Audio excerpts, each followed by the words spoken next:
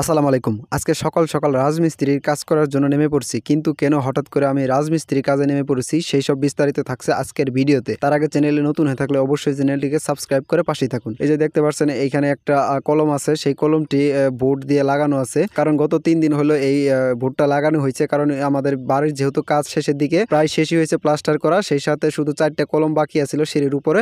সিঁড়ির উপরে চালা দেওয়ার জন্য এই ৪টা কলম তোলা হয়েছে, কারণ ১-২টা কলম তোলা শেষে এই যে একটা কলম আপনারা দেখতেই পাচ্ছেন সাইডে। তো এই কলমটার ভিতরে যেহেতু আমাদের এখন পানি দিতে হবে, আর পানি দিতে হলে তো এই বোর্ডটা খুলতে হবে, আর বোর্ড খোলার জন্য তো এখন মিস্ত্রি আসবে না। সেই সাথে আমি সকালই চেষ্টা করতেছি যে এই বোর্ডটা খোলার জন্য, কারণ জীবনেও এই বোর্ডটা খুলি নেই, এবং কি জীবনে এই বোর্ড কিভাবে খুলে সেটাও কখনো দেখিনি, কারণ আমি কখনো রাজমিস্ত্রি কাজই করিনি। তাই টুকটাক আমাদের বাড়ির কাজের জন্য কিছু কাজ করে থাকি, কিন্তু আজকের কাজটা খুবই ডিফারেন্স। আজকের কাজটি হলো যে একটা কলমের বোর্ড খোলা, এটা সহজ কাজ না, আর আমি তো এই কাজ কখনো করিই নাই। তো যাই হোক, দীর্ঘত 10 মিনিট চেষ্টা করার পর আমি কিন্তু বোর্ডটা খুলতে সক্ষম হয়েছি, কিন্তু কোনোভাবেই প্রথম দিকে খুলতে পারতেছিলাম না। যে দেখতেই আছেন যে আমি অনেকভাবে অনেক রকমের খুবই চেষ্টা করছি, কিন্তু বোর্ডটা কিভাবে খুলতে হয়, কোন জায়গায় আটকে থাকে সেগুলো তো আর আমি জানি না। তাই হঠাৎ করে মাথায় বুদ্ধি আসলো যে আমি উপর থেকে খন্তাটা দিয়ে একটু চারা দিই, কিন্তু হঠাৎ করে সেই উপর থেকে খন্তাটা দিয়ে চারা দেওয়ার সাথে সাথে বোর্ডটা কিন্তু পড়ে যায়।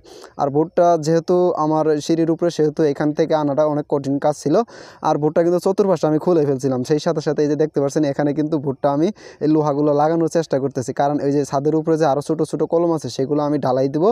তাই এই বোর্ডটা আমি আজকে একাই খুললাম, কারণ মিস্ত্রির যেদিন খুলতে আসবে সেদিন তো বোর্ড টোড নিয়ে যাবে সবগুলাই। আর আমি তাই একটু খুইলা এটার চেষ্টা করতেছি। আর ওই যে ভিতরে ছাদের উপরে 2টা কলম আছে ছোটো ছোটো, ওগুলা ছোটো ছোটো কলম দেবো যাতে ওখানে বসা যায়।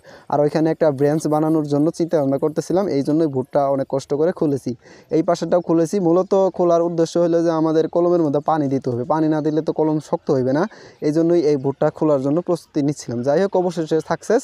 আর একটা বোর্ড আছে, এটা কিন্তু আমি এক পাশটা খুলে ফেলেছি, আর এক পাশটা রয়ে গেছে, কারণ আমার পানি দেওয়া হলেই হয়েছে। কারণ আমার পানি খোলার জন্য, যেহেতু এই বোর্ডগুলো খোলার জন্য, আর এটা খোলার রিস্ক আছে, কারণ ওই পাশে খোলাটা আসলে আমার পক্ষে সম্ভব না। তাই এই সামনের পাশটাই আমি এক পাশটা খুলে দিয়েছি যাতে সহজেই পানি দেওয়া যায়। আর এইভাবেই কিন্তু আমার কাজ সম্পূর্ণ করে ফেলেছি। আর এই বোর্ডটা এখন আমি আটকায় রাখবো, যাতে করে বোর্ডটা, যেহেতু এই পাশটা আমি খুলে ফেলেছি, এখন যে কোনো সময় আবার ওই পাশে উল্টে পড়ে যেতে পারে। এই জন্য আমি এটারে বেঁধে রাখবো, যখন মিস্ত্রি আসবে মিস্ত্রিরা সেটা খুলে নেবে।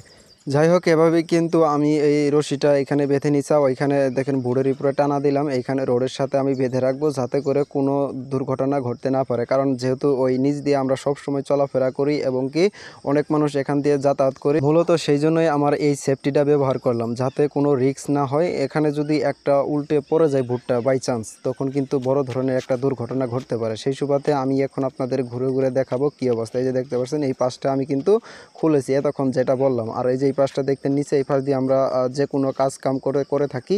আর এখানে অনেক মানুষজন থাকে, পোলাপান আসে খেলাধুলা করার জন্য। যাই হোক, এই যে দেখতেন এই পাশটা সিঁড়ির পাশ, 2টা কলম। আর এই যে দেখতে পাচ্ছেন আমার ছাদ, এই যে আমাদের বাড়ির এরিয়াটা, উঠানটা। যাই হোক, ভিডিওটি কেমন হলো তা কমেন্টস করে জানিয়ে দেবেন। আর পরবর্তী কোন বিষয়ে ভিডিও দেখতে চান তা অবশ্যই জানাবেন।